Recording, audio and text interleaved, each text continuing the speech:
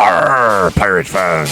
It's time to find out the state of the ship of your defending champions for the 2022 season with your hosts, Johnny Wilbur and Jake Ignaszewski. And now, brought to you by Resonate, it's the state of the ship. Welcome into the State of the Ship, brought to you by Resonate. We are joined by head coach Rayshaun Kizer this week, and nobody to bring in the State of the Ship better than the head coach, newly appointed head coach, defensive coordinator, and assistant head coach from last year. Rayshaun, thanks for joining us, Coach. We really appreciate you taking your time after practice today. The team's all in. We have the State of the Ship, and we've been keeping everybody up to date with where the Pirates are at as we get ready for the 2022 season, coming in as the UFL champions and getting ready to start off another season. Oh, absolutely. Thanks for having me. Sorry, Coach. Thanks for having me, Jake. I appreciate the opportunity to talk about the Pirates going into 2022 season. So it should be a fun season, exciting season. I'm excited to see what we can do this season. How was your off season? Off season was great. Very, very fast. The fastest off season I've been a part of. I think it was only 4 months. I got home at the beginning of August or October, and I had to get right back out here in February. So it was very, very quick. I know I say that for the least. And then, other than football, what's some of your favorite things to do during your free time? I'm a chill guy now. I like to really just stay at home, watch Netflix, kind of watch some movies.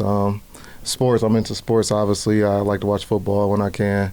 Basketball. I'm from Cleveland, so.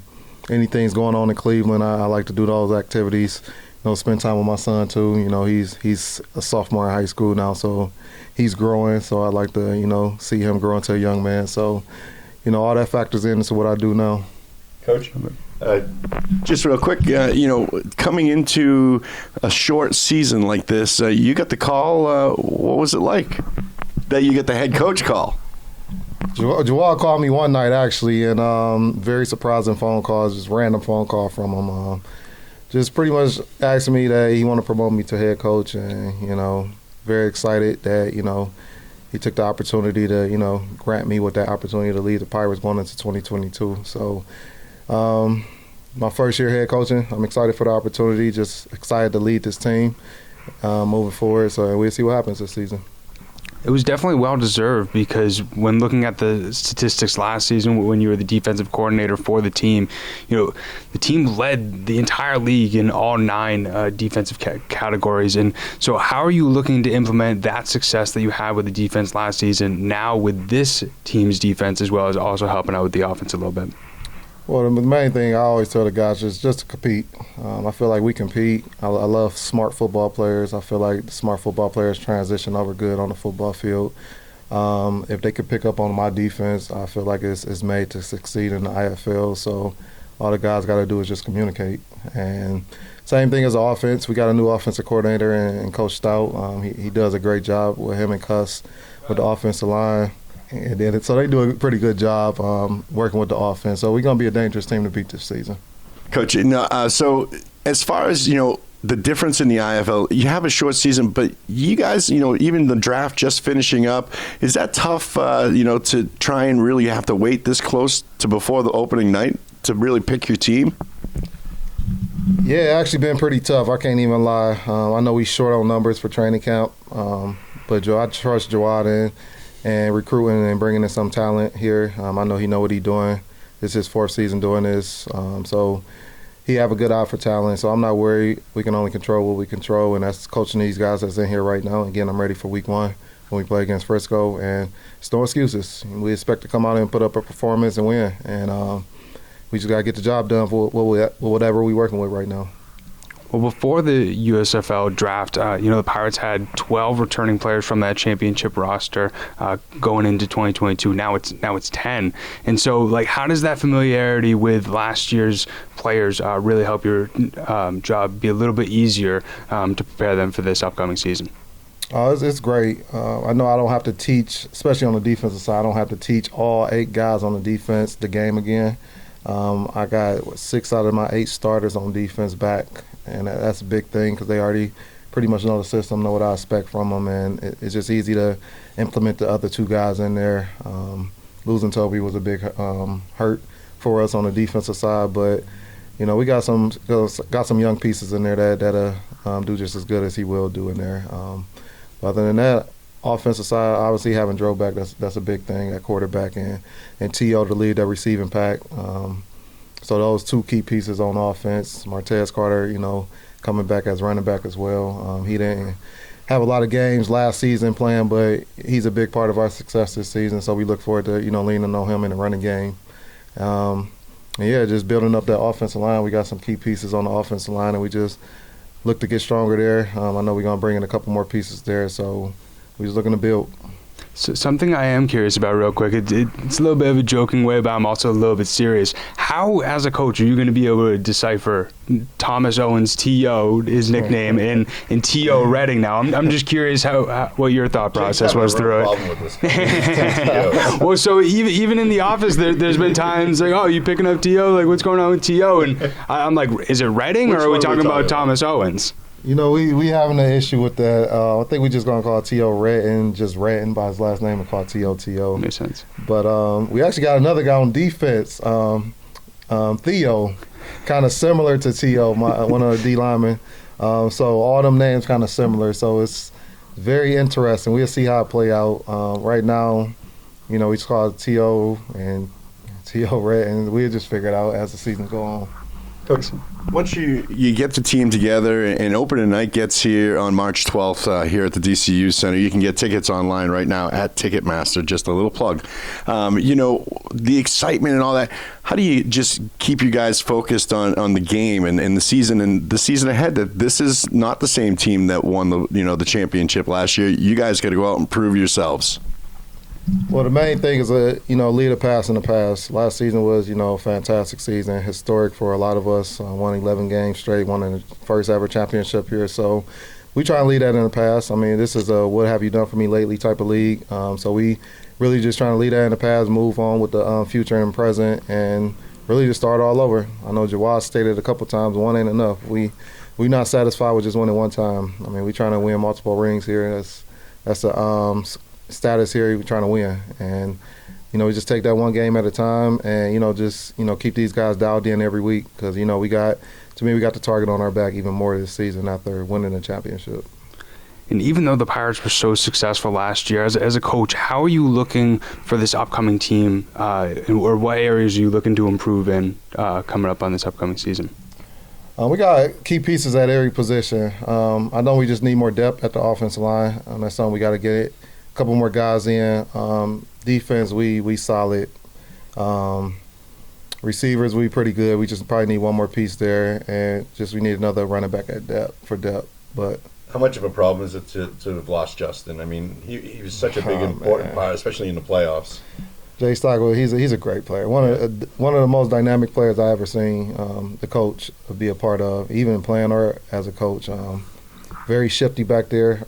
I always used to tell Bones Pagante, our offensive coordinator from last season, I hate the game plan against Jay Stock, because he's hard. He's very shifty, and he went out to Arizona, and I would have hated the game plan against him and Drew Powell, but he's a great player, man. I hate to lose him, but Martez is just as good, and he's going to put up big numbers this season. We're expecting big things from Martez this season. And then looking towards, week 1, March 12th against the Frisco Fighters, they got TJ Edwards at the quarterback position, dual threat quarterback. In one of your past interviews, you brought up how important it is pressure on the quarterback as a defense. So how are you looking to contain him looking into week 1? Well, we know he don't have a lot of experience. TJ Edwards, he was a backup in Arizona, so not a lot of indoor experience. So we're not sure what we're going to get from him. I know when we played Arizona, when they came to us last season, he got in at the end of the game a little bit. So we seen a little bit of him. But, just as a D-line on the front, just containing him, making sure he don't, run out the pocket, squeezing and closing them gaps, and the defensive backfield, just confusing them, mixing in some different coverages here and there, and trying to make it hard for him. Coach, for the linemen, it's pretty much the same game. You're always blocking, or you're always tackling, or trying to get to the quarterback and rushing. But for the receivers or for the D-backs, this game is played on a much shorter field than some of them are used to. How do you teach that? How do you get them used to that in such a short period of time? Well, really, you just got to focus on angles in this league. You don't have to be the fastest guy. You don't have to be the most talented guy on the field. You just really got to know the game and know the angles of the game and trust your teammates. You know, I'm always big on communicating back in the back end, and you know, your job can be a lot easier if you communicate with each other back there. So as long as they all on the same page, them four guys, I don't feel like nobody's job is hard out there on the defensive backfield. You know, a lot leading up to the season, we've talked about, you know, the transition from outdoor football to indoor football, sort of the changes, especially in terms of the length of the field. But something that I heard in a past interview of yours is the importance of patience to be able to help those guys be able to adapt, learn the game. And so leading up to this season, with some of the guys that we have on this current squad who might not have experience in the indoor game, how has that teaching or acclimation been going so far with those players? They're going pretty good. We actually got a lot of good players that's actually catching on pretty fast. You know, I'm big on patience, especially coming into the indoor game. I know how it was when I first came into it. It's a very, very different game. I don't think people realize how hard it is to adjust to this game, especially like as a DB. I feel like it's one of the hardest positions to adjust to. And I know Corian Ballard. You know, he's one of my new DBs coming in this season. He actually been playing pretty good. You know, catching on pretty fast to the indoor game, so I've been very impressed with him. Also the D-line too. You know, it's a different game for them as well. We got a lot of new pieces up there. Pittman, I know Theo, Vontrell came back. I know he came to us at the end of the season last year, but he's still kind of new to the game. So they've been catching on pretty good to the defensive side. And then in terms of offensive as well, you know, it's much shorter field for those wide receivers. So we've seen T.O. Redding. He's new player for the Pirates. How has he been doing with the acclimation, especially as a receiver that you've seen so far? Yeah, Theo Redding, he's still learning the game. It's a learning curve for him because, you know, they used to being at the line, and now they got a motion. So he got to get used to, you know, starting back motioning, and he learned a different terminology on the offense as far as the playbook with Coach Stout and his scheme. So he's still learning the game. I know it's a process for him. I know Zico, too, he the same way, still learning the game, but they both talented players, and like I said, we're expecting big things from those two, along with T.O. as well. Coach, I got two questions just to follow up with that. First, how hard is it to teach that timing?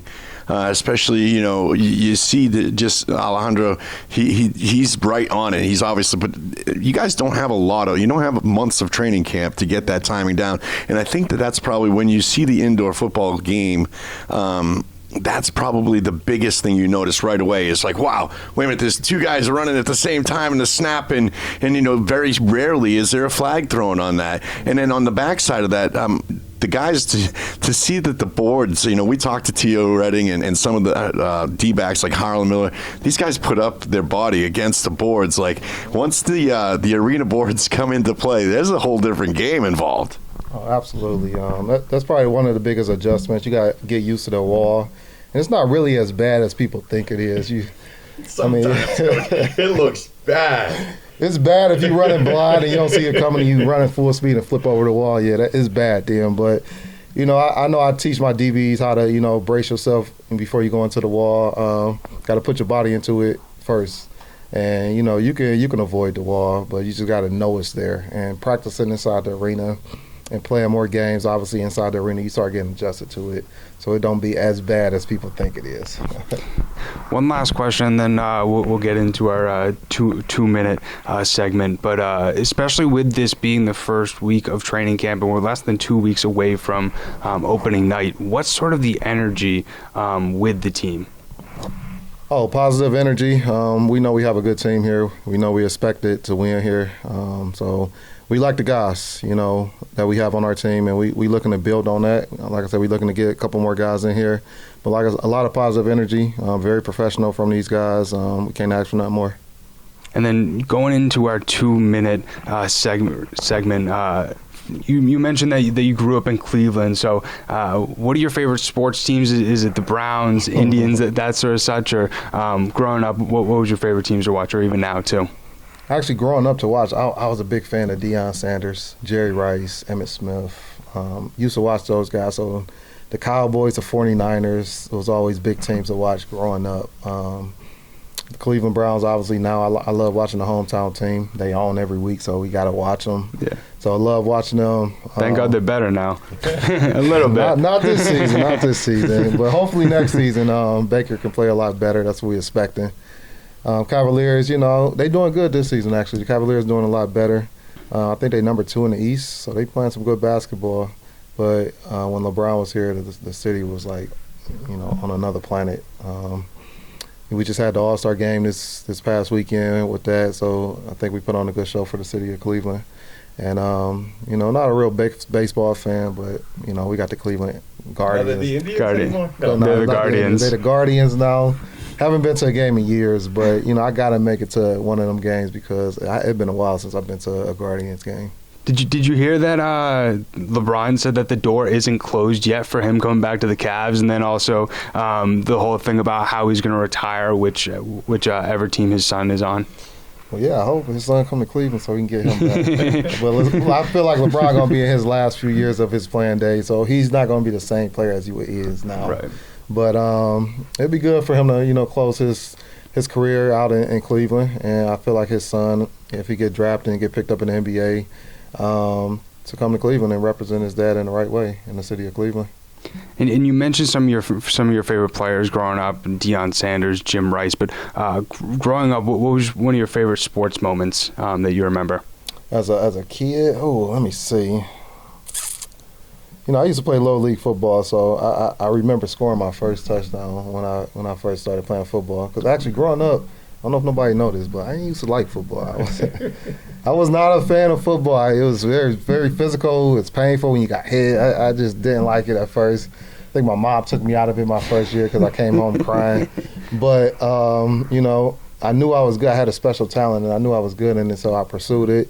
Got a scholarship in college, and, it took me all the way. It took me to this point. So, I wouldn't change it for the world. I had a very fun, successful career playing, so I'm looking to do that as a coach as well. And now, during that time, when you didn't really like football too much, what was some of your interests other than football? I'm curious. As a kid, let me see. Actually, nothing. I was all on football. Oh, okay. We played basketball when I was a kid. I mean, as a kid, when we was young, we didn't have cell phones and social media, so we had to go outside and actually play and be kids and interact. And so, we had a basketball court around the corner from us. We always used to go out there and play basketball at the courts. And football came around. That was a football season, so we did that as well to stay active, just to get out the house. So football was a big thing growing up in my family, and it's a tradition that we kept going. So it was like we ain't have no choice but to play football. Makes sense. You can go, Jim. Game day rituals. What do you have to do, or what do you have to wear, eat on game day? I really don't. I mean, I don't know. Whatever they have at the DCU for the pregame meal, I normally, get a little something over there. But actually, last year, Coach Pass, he used to bring in some good barbecue, actually. I don't know if y'all had that, but I think he owned a restaurant. I'm not sure exactly, but he brought in some good barbecue for all the coaches in pregame. We used to eat on that a lot. So, definitely, I mean, I don't have no rituals on game day. I feel like I prepare my guys throughout the week to be ready for game day, so game day is easy. It's just really going out there and execute the game plan. So game days are fun. I look forward to it. I look forward to seeing who step up and make plays. I look forward to seeing who's going to shine that week. But it's always fun, interesting to see how the guys, adapt to the game plan for the week and then go out there and execute it. And then just lastly, what road trip are you looking forward to most this upcoming season? We're going to Arizona, San Diego, we know. Bay Area. Unfortunately, we're not going to Vegas. We're not going to Vegas. Unfortunately not, but I'm just wondering. Let me see. San Diego, it's a pretty place. Yeah. I've been there a couple of times. It's a very, very pretty city. I think we go in there in the summertime, so it's going to be nice weather. I love Arizona, one of my favorite places to go. But California, I would definitely be one of the places that I look forward to going to the most. Let me think of anywhere else. Always good to go to Bismarck, where I started my coaching career. That's I got a lot of old friends there. It's always good to meet up and interact with those guys when I'm in town. And that's really it. I can't think of nowhere else as we going to. yeah, Arizona and definitely San Diego, that probably be at the top two. It must be cool going back when we do go back to Bismarck, like coming in now as the head coach of the Massachusetts Pirates. I mean, as you mentioned, you first started there as the defensive coordinator, and that's where you started your coaching career. But how's it feel now going in there as the head coach of the Pirates? It's going to feel great. You know, I got to thank Coach Rob Miller over there, the head coach for the Bismarck Bucks, for even bringing me into the coaching world. You know, when he was recruiting me to coach 3 years ago, I definitely wasn't looking to get into coaching. You know, I was just trying to figure out life after football, and I just let me just give coaching a shot. You know, I had a lot of knowledge for the game, so I just wanted to kind of see if it was a route I wanted to take, and you know, it took me right here, and it'll feel good to go back to Bismarck, and you know, hopefully close out in the win. That's always the goal, is to win, and see what happens at Bismarck. But it's always bittersweet going back there, and you know. Where I started my whole coaching career. I love it. Coach, lastly from me, what's it going to be like, or what do you anticipate on opening night? Raising the banner, getting the rings, all the the hoopla that goes along with celebrating being the champion of the 2021 season. It's going to be an exciting night. I just don't want it to be a distraction for our players. That's the biggest thing as a coaching staff. We just don't want it to be a distraction. We don't want the players to lose focus, and you know. I know in the past, even anybody that always dish out the rings and lower banners, they always come out and lay an egg. So we're not trying to do that. We try to keep the guys focused, you know, just get this part over with and then focus on the game. Because Frisco, they're going to be a very good team. You know, they're probably going to be one of our toughest opponents on our side, we feel. I know Billy back put together a good team over there and had them guys ready to go week one. So we're gonna be ready for them. They're going to be ready for us. So it's going to be a good game. So we just really got to, you know, embrace the moment, and then after that, get ready to lock in and win our first game at the DCU. And one last thing, as you mentioned, opening night's coming up very, very soon. And so for any of the fans out there, what sort of message do you have for them? Just come out and support the Mass Pirates. We have a good team coming off of defending champions, and just need more support from the community of Worcester. We definitely need that support. You know, we have a good team, like I said, good group of guys, a lot of former NFL talent. So we're not, you know, just signing anybody off the streets. We actually got some well-known guys, some big-name guys on our team. So it's a good product. You know, I always tell people, once you come to an arena game, you'll never regret coming, because it's one of the funnest and most fun experiences you ever have. So. Like I said, I encourage everybody to come to an arena football game. It's a fun thing, fastest thing on turf, they say. Well, as we've described it, John and I have throughout this offseason, it's red zone football, and as you mentioned, it's definitely a top-notch product. So definitely go and check it out. As John mentioned, tickets are available on Ticketmaster as well as on masspiratefootball.com. We got a little section for the tickets, so you can go and get them right there. But we really appreciate everybody tuning in to this episode of the State of the Pirate Ship. This is Rayshaun Kizer. This is Johnny Wilbur. I'm Jake Ignaszewski. And if you have not yet, make sure to subscribe on whatever audio platform you're listening to. We also post the video version on YouTube, but we'll keep you guys posted every single week what's going on with the Massachusetts Pirates, but we greatly appreciate everybody tuning in. We'll see you guys next week. Arr.